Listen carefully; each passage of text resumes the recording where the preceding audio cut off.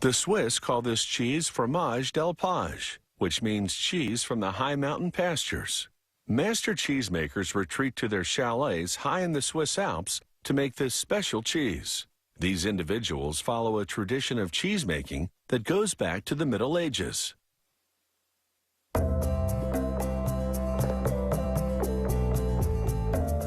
Fromage d'Alpage is produced by cheesemakers who bring their cows high into the Alps for 5 months to this region of Gstaad, Switzerland. In the morning, they milk their cows for about 7 minutes using an automatic milking machine. Each cow produces around 2.5 gallons of milk, which contains water, protein, and fat.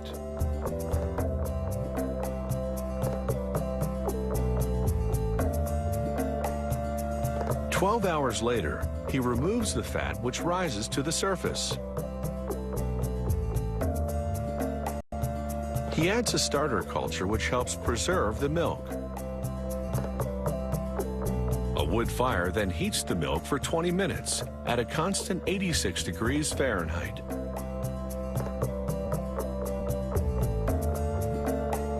He then adds an enzyme called rennet and more starter culture to the milk. After about 40 minutes, these active ingredients coagulate the milk into cheese curd. He cuts the solidifying curd into smaller pieces.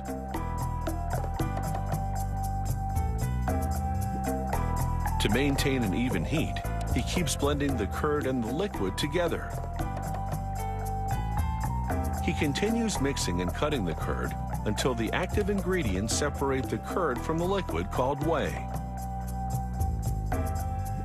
To make cheese, he will use only the grains of curd.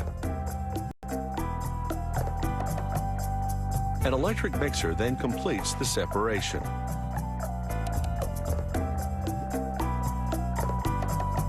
He washes his arms and hands thoroughly because any impurities in the cheese would ruin it. After heating the mixture for 20 minutes again, the curd is now the perfect texture for making cheese. Using cheesecloth, they remove the grains of curd.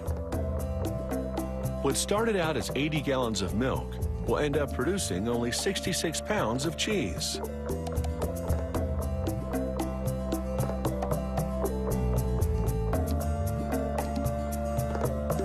The cheesemaker stuffs the sack of curd into a mold and works out some of the whey. He then puts 3 molds filled with curd into a wooden press. And using a wooden block that distributes the pressure evenly, he squeezes out more of the whey.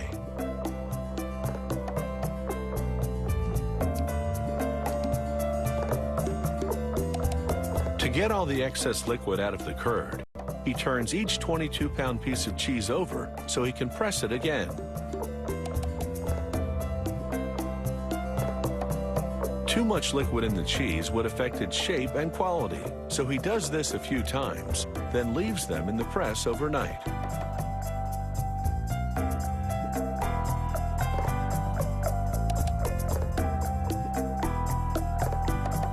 The next morning, he trims off the excess cheese created around the edge by the pressing mold.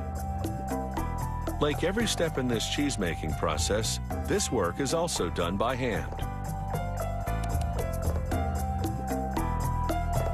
He soaks the cheese in salt water for 24 hours to conserve, harden, and intensify its taste.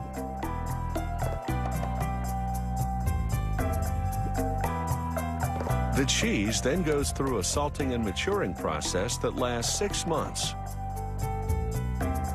During this time, they flip each piece of cheese often so it ages evenly.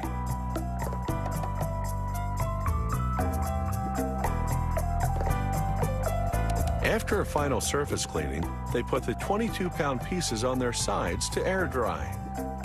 They'll remain edible for at least 10 years.